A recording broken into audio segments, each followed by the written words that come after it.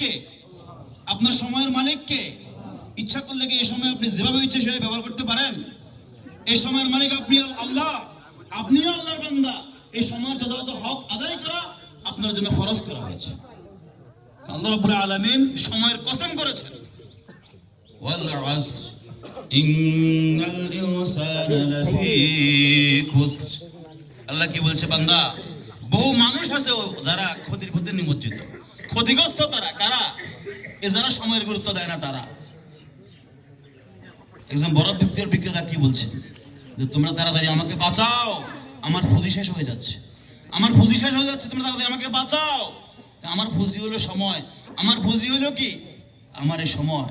এই সময় চলে যাচ্ছে, যত যত সময় ক্ষয় হবে তত বরফ ক্ষয় হয়ে যাচ্ছে, আমার পুঁজি ধ্বংস হয়ে যাচ্ছে।